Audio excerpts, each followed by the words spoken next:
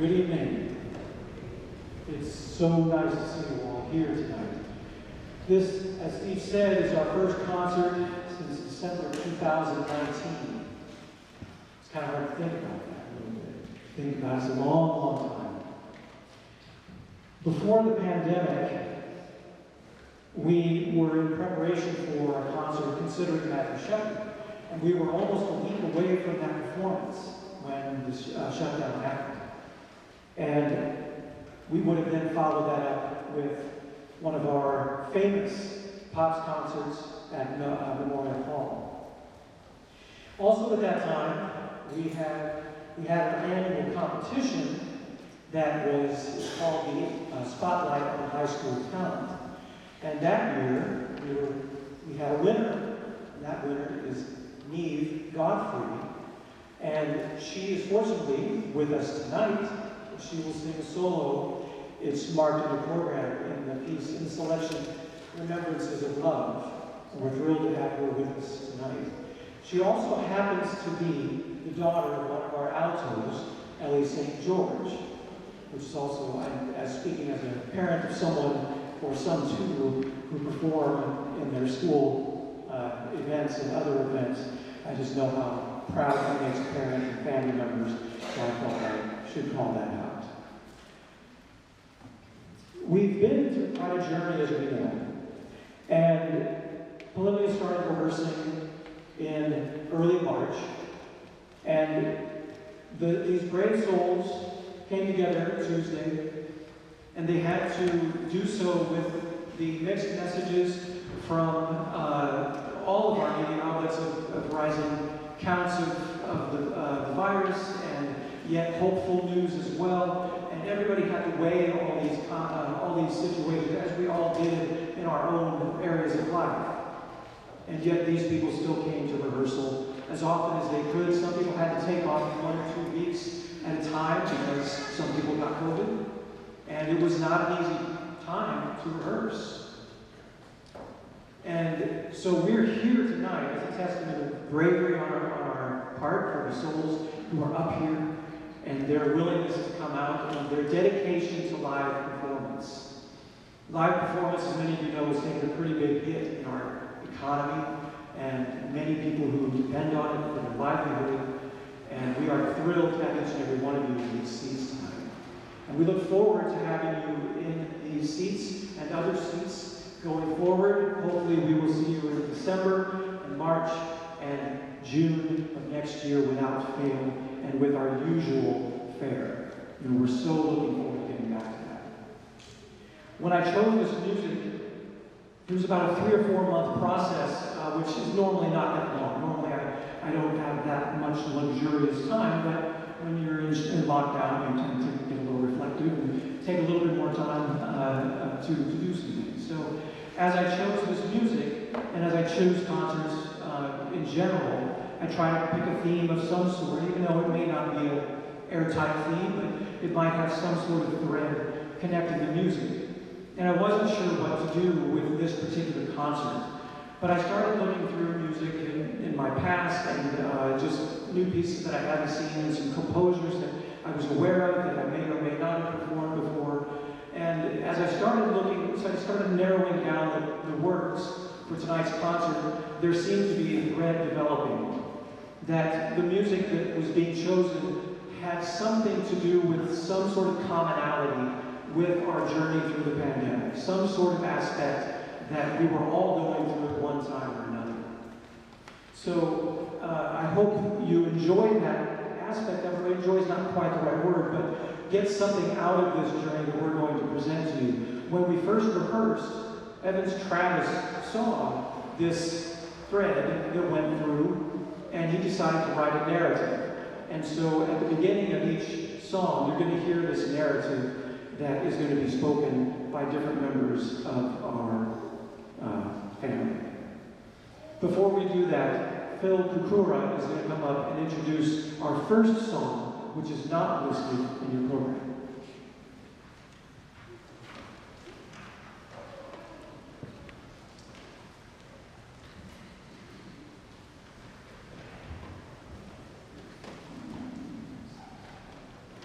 Well, our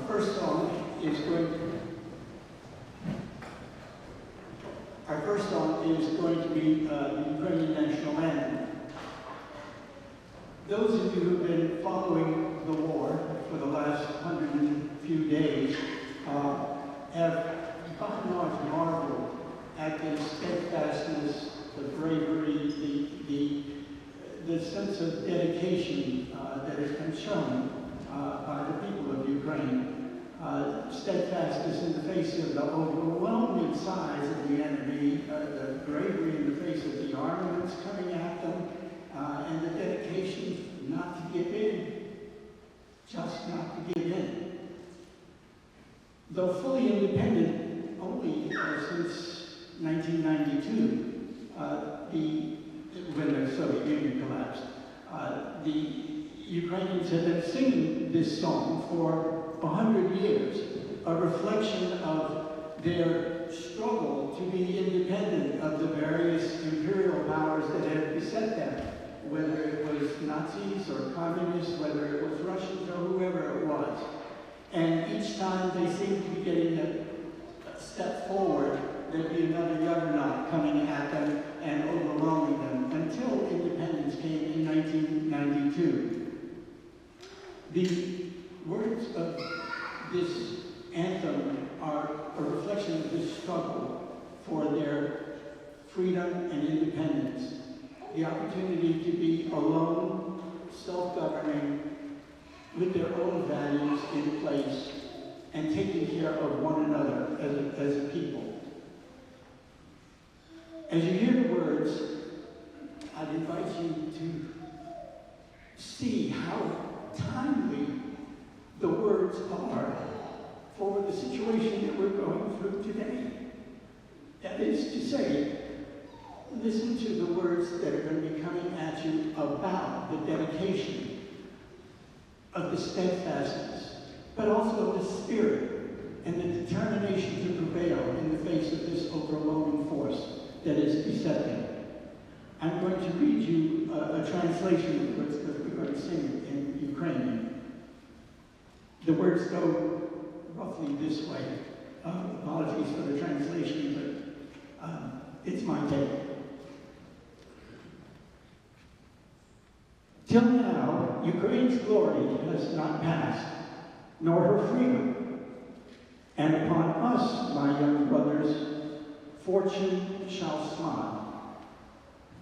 Our enemies will perish like dew in the morning sun, and we too shall rule, brothers, in our own land. We'll lay down souls and bodies for our cherished freedom, and we will show that we're heirs of the Cossack tradition. Shtenevela, Ukraina. Please rise for the Ukrainian national anthem.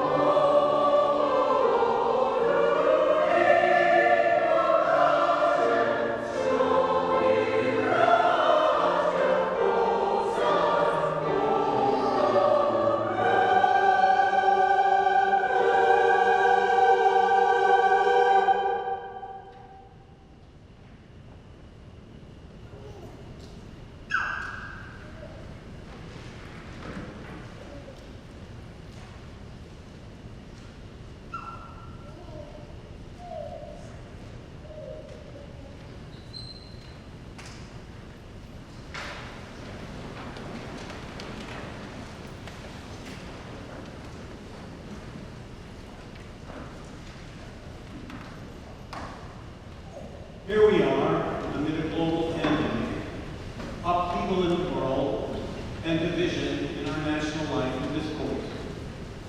What a time of trouble we have been through, and isolation from many of those we hold dear to us. It has been a time to spend only with our closest family, a time we had to depend on whatever anchors we could find: faith, science, our leaders, and virtually each other. We have been on a journey like no other, not since 1918's global pandemic. In fact, this is a journey that we are still on. But tonight, let's pause. We want to share with you a moment of reflection about this time, what we feel about it, the losses we have all suffered, and the hopes we have that we will soon find our way home. Our way back to some semblance of what we had before these times. A home where we can be with each other without worrying about getting infected or accidentally infecting someone we love. A place where we can be at peace with ourselves and have a rational understanding of the world we live in. This home is where I think we all long to be.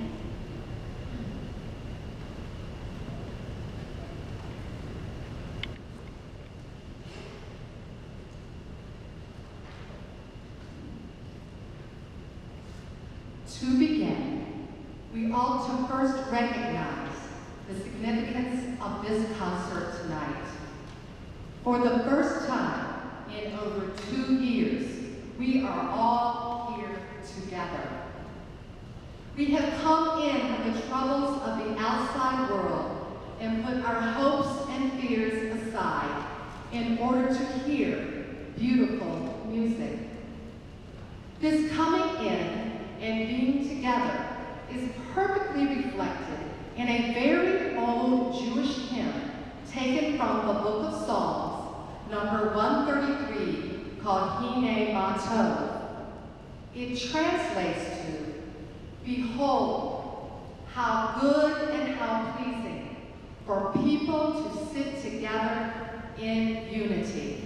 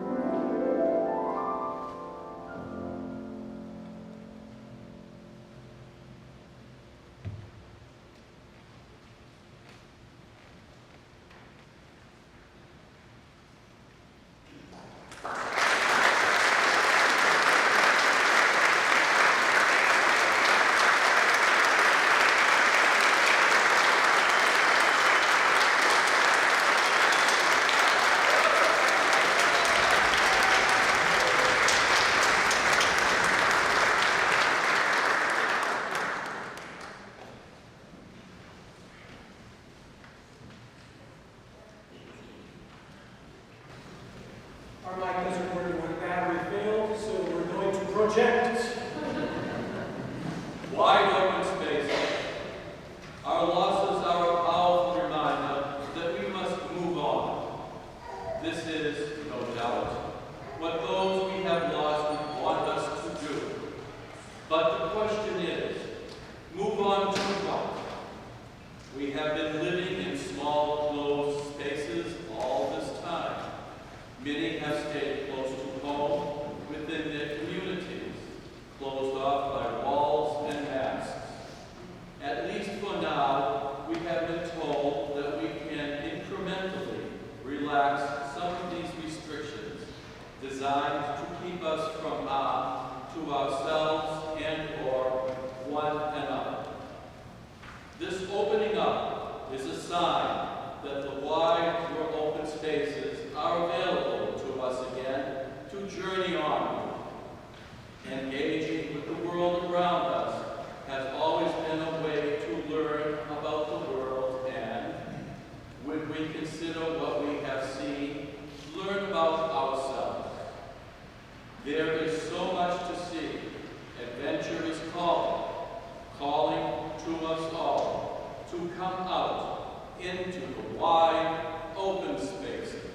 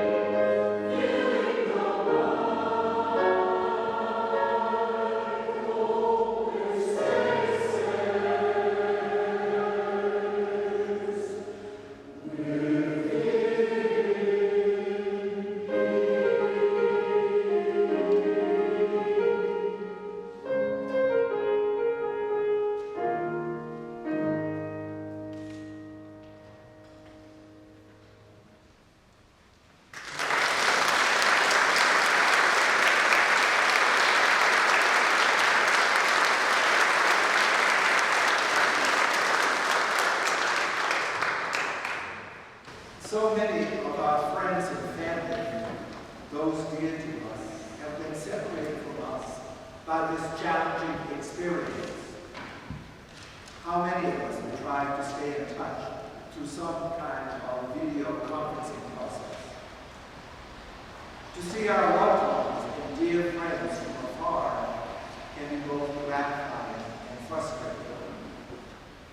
Gratifying to know that they are doing okay, but frustrating because we cannot be with them to help, talk, and engage with them like we have done in times past. We have been left with the longing to be there with them over these last 2 years. Hopefully, some of you have finally been able to see your loved ones, so you now know how it is to feel to be able to see, touch, and hug them after so long a time. Whether you are among the lucky who have finally bridged the distance to your loved one, or if you have not yet done so, I'm sure that you can relate to the sentiment in the poet Robert Burns, who says in this piece, "I will come again, my love, though it were 10,000 miles."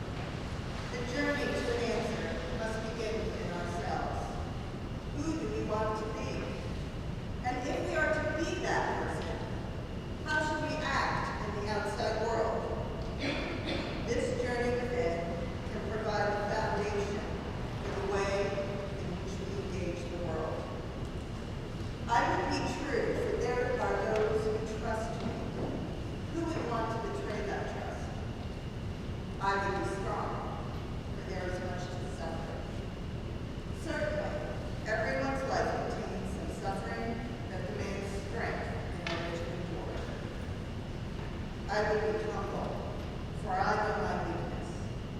We all have them, and they are difficult, not impossible to hide. This journey we have been on, and the journey home that awaits us will test our abilities, our faith, our relationships. But as we move forward, love and laughter can provide powerful help on the way.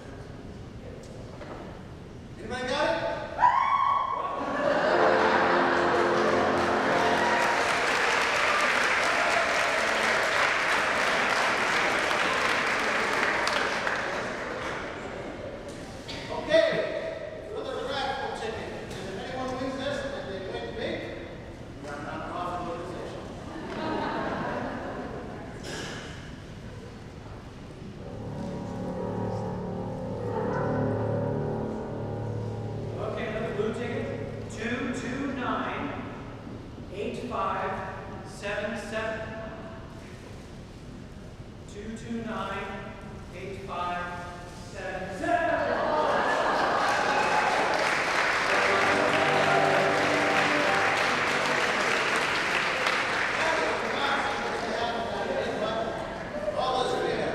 Now, tonight, as I open in the beginning, this is our first time back, and I am not going to follow the normal concert routine. I have a couple more announcements that I'd like to make before we get to our last song. Murray wasn't expecting this, but being president, I can do it. I'd like to call Regina Paulson, please. I would like to recognize Katrina for excellence in her singing, her conducting. She is our assistant conductor. It gives us a real big luxury. It helps out Murray in time of need when we need to split up or he's unavailable to come to rehearsal. We are so lucky to have her. She brings smile, talent every night, night after night. Never complains, what just happened. We are very lucky to have her, and we want to recognize her for her service to Polymnia and an outstanding musicianship, friendship, and love to our family in Polymnia.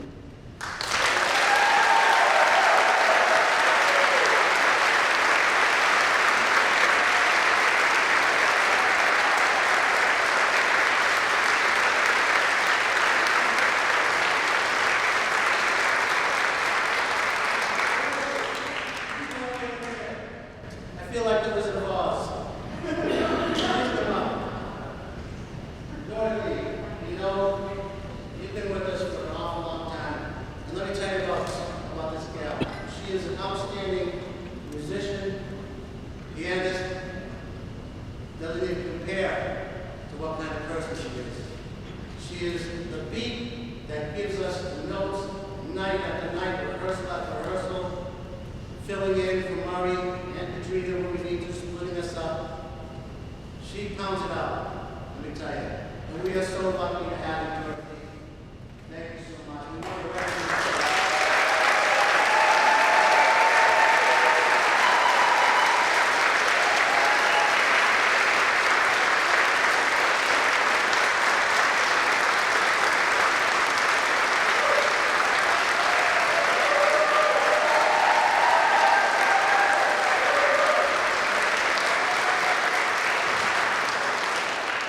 Now, Mr. Murray Pierce, will you front and center, please? 14 years ago, when he came to us, all those who selected him to lead us going forward knew we had a superstar on the horizon, and we knew we made the right choice. I know that in speaking with Murray, 40% of the choirs through the pandemic didn't make it. And through the hard work of the board, but specifically Murray sticking with us and not leaving, I am convinced today that if he did not come back, Polymnia would not be here for sure. So, we thank you, we love you, we are so glad you're here, and I know we've spoken, and you're going to be here many more years, right?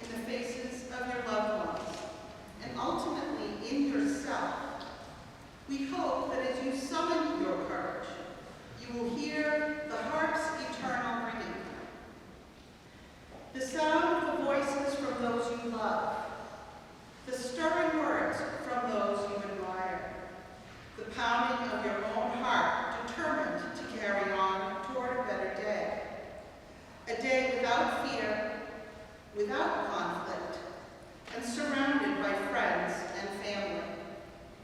Hark, I hear the harps eternal ringing on the farther shore.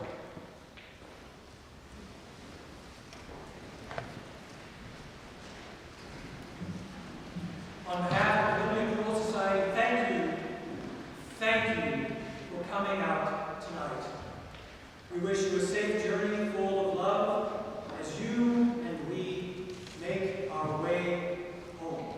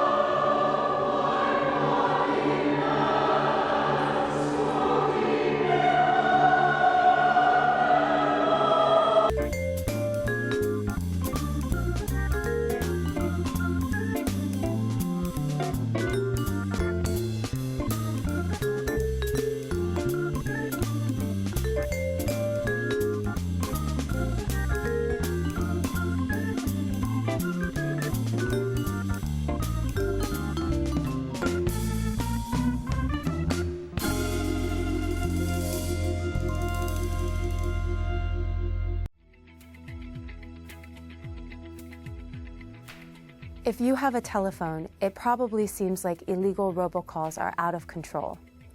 I'm Katie Daffin, an attorney at the Federal Trade Commission.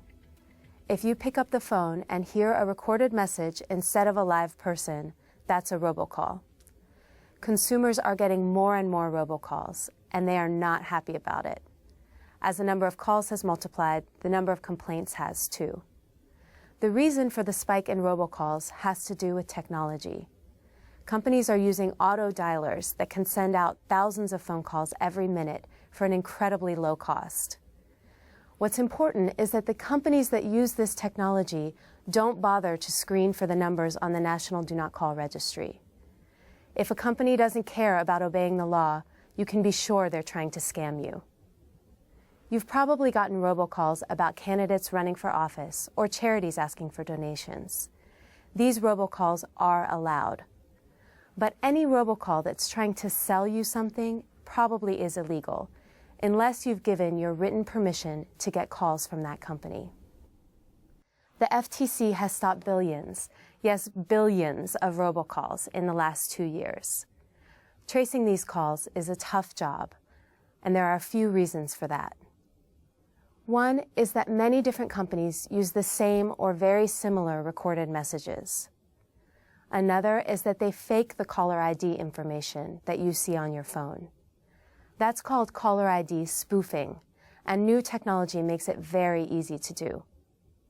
And a third is that the robocallers often place the calls through internet technology that hides their location. At the FTC, we're continuing our aggressive enforcement efforts, and we're also looking for innovative technological solutions to the robocall problem. For more information, please visit ftc.gov/robocalls. That's ftc.gov/robocalls. No, I'm not a doctor, and I don't even play one on TV. I'm actually an actor hired by the Federal Trade Commission to show you why it's best to use a healthy dose of skepticism when you see ads for cancer cures. Scary and cruel as it is, there are companies set up to take advantage of people with cancer, promising cures that aren't proven to work and may even be harmful. If you or someone you care about has cancer, the last thing you need is a scam. What's the first thing you need? To talk to your doctor. He or she can tell you about any risks of the product and how it might affect your ongoing treatment or any medications you might be taking. Next, be skeptical of claims for cancer treatment products that you see on the internet. You'll hear about supposedly hot products like Black Sal, Laetrile, and Esiac-T, and how they can provide relief for your symptoms or even a cure for the disease. Other things to be aware of: the word natural. Now, it doesn't necessarily mean safe and effective. Natural can be harmful and ineffective. One size doesn't fit all. All cancers are different, and no one treatment works for everybody. Even two people with the same diagnosis may need different treatments. Now, exactly how do these scams work to earn your trust? They use testimonials. They seem real, but testimonials can be completely fake. I looked like a doctor, right? And those patients you see, often actors paid to endorse the product. They use technical jargon, a lot of it. But scientific talk doesn't guarantee scientific proof. Big words from a medical dictionary are no substitute from the plain facts from your doctor. The bottom line about treatment is always talk to your doctor. For more information on how to spot phony cancer treatments and supposed cancer cures, visit ftc.gov/curious. You'll also find sources of information that you and your doctor can trust. No, I'm not a doctor, and I don't even play one on TV. I'm actually an actor hired by the Federal Trade Commission to show you why it's best to use a healthy dose of skepticism when you see ads for cancer cures. Scary and cruel as it is, there are companies set up to take advantage of people with cancer, promising cures that aren't proven to work and may even be harmful. If you or someone you care about has cancer, the last thing you need is a scam. What's the first thing you need? To talk to your doctor. He or she can tell you about any risks of the product and how it might affect your ongoing treatment or any medications you might be taking. Next, be skeptical of claims for cancer treatment products that you see on the internet.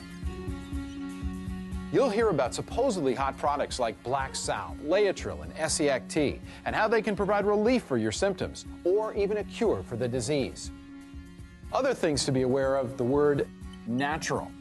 Now, it doesn't necessarily mean safe and effective. Natural can be harmful and ineffective. One size doesn't fit all. All cancers are different, and no one treatment works for everybody. Even two people with the same diagnosis may need different treatments. Now, exactly how do these scams work to earn your trust? They use testimonials. They seem real, but testimonials can be completely fake. I looked like a doctor, right? And those patients you see, often actors paid to endorse the product. They use technical jargon, a lot of it. But scientific talk doesn't guarantee scientific proof. Big words from a medical dictionary are no substitute from the plain facts from your doctor. The bottom line about treatment is always talk to your doctor. For more information on how to spot phony cancer treatments and supposed cancer cures, visit ftc.gov/curious. You'll also find sources of information that you and your doctor can trust.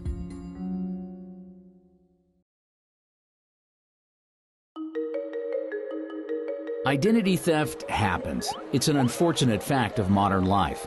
But there are certain steps you can take to help keep your personal information from falling into the wrong hands. Every day you do things to protect what's most important to you. And you know what? You do them almost automatically. Routine things like looking both ways before you cross, brushing your teeth, and buckling your seatbelt. Another routine to get into is keeping tabs on your identity and personal information. Here are 5 easy ways you can do it. Read your credit card and bank statements carefully and often. Know your payment due dates. If a bill doesn't show up when you expect it, look into it. Read the statements from your health insurance plan. Make sure the claims paid match the care you got. Shred any documents with personal and financial information. Review each of your 3 credit reports at least once a year. It's easy and it's free. And before you know it, protecting your personal information can be as routine as locking your doors at night. For more tips and tools on dealing with identity theft, visit ftc.gov/ID theft. That's ftc.gov/ID theft.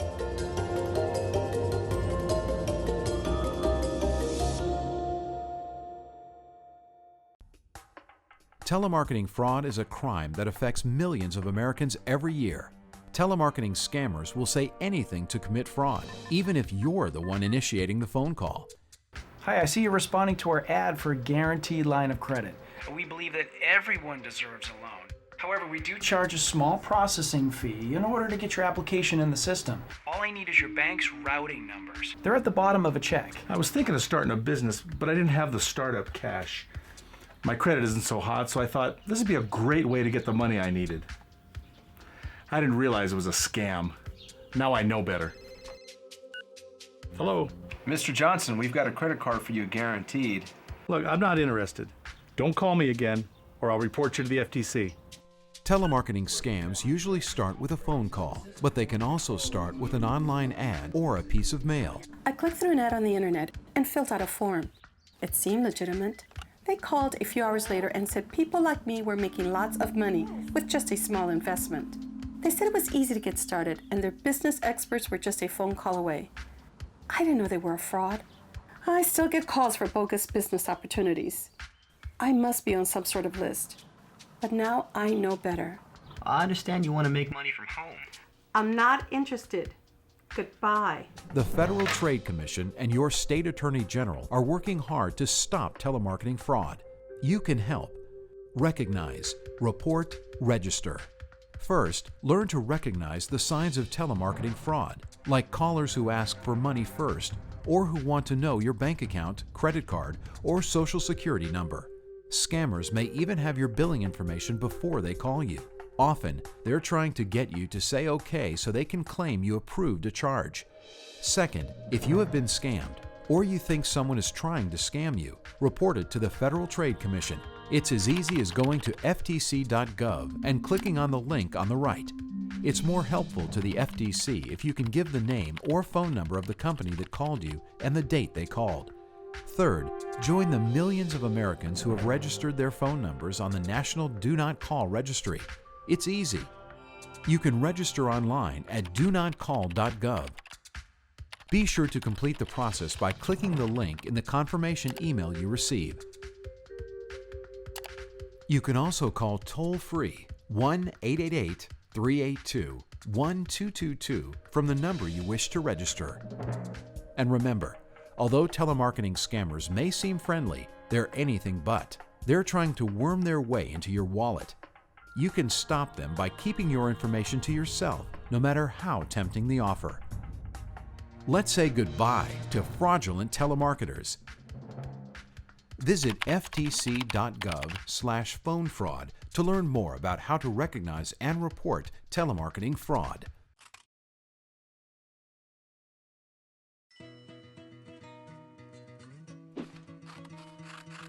Many hotels, coffee shops, airports, and other places offer free Wi-Fi hotspots. They're convenient. Unfortunately, they often aren't secure. That could make it easy for someone else to access your online accounts or steal your personal information. So, what can you do to reduce your risk? Encryption is the key to keeping your information secure online. When information is encrypted, it's scrambled into a code so others can't get it. How can you be sure your information is encrypted? 2 ways. 1. Use a secure network to access the internet. Don't assume that a public Wi-Fi network uses encryption. In fact, most don't. You can only be sure that a network uses effective encryption if it asks you to provide a WPA or WPA2 password. If you aren't sure, it's best to assume the network is not secure. The second way to protect your information is to send it through a secure website.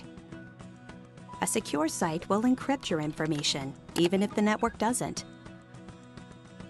If the web address starts with HTTPS, then your information is encrypted before it's sent.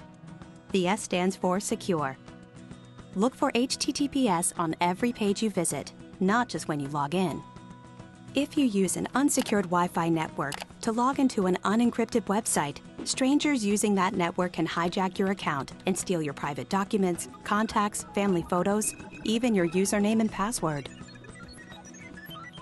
If that happens, an imposter could use your email or social networking account to pretend to be you and scam people you care about. Or a hacker could use your password from one website to try to log into a different account and access your personal or financial information. Here are some steps you can take to protect yourself when you use a public Wi-Fi hotspot. Only log in or enter personal information on secure sites that use encryption. Again, look for a web address that begins with HTTPS. Don't use the same username and password for different sites. It could give someone who gains access to one of your accounts access to many of your accounts. Never email financial information, including credit card, social security, and checking account numbers, even if the network and website are secure. Don't stay permanently signed in to accounts. When you've finished using a site, log out. The bottom line, secure Wi-Fi hotspots require a password. Secure websites start with HTTPS. Remember, it's easy to find trusted information about computer security. Just visit onguardonline.gov, the federal government site to help you be safe, secure, and responsible online. Light bulbs are getting more efficient. They use a lot less energy to give you the light you want, which means you'll pay lower energy bills. Better light bulbs also mean a better way to shop. You're probably used to buying light bulbs based on watts, but watts only tell you how much energy a bulb uses, not brightness. If you want to know how bright a bulb is, you need to think lumens. The more lumens, the brighter the light, no matter the bulb. A traditional bulb uses 60 watts to produce 800 lumens, but this bulb delivers 800 lumens using only 15 watts. All these bulbs use different amounts of energy, but produce the same amount of light. How do you know which one to buy? To help you decide, light bulb packages will have a lighting facts label. It'll tell you a bulb's brightness and an estimate of its energy cost and lifespan. So the next time you shop for a light bulb, look for the lumens and the lighting facts label. It's a bright idea.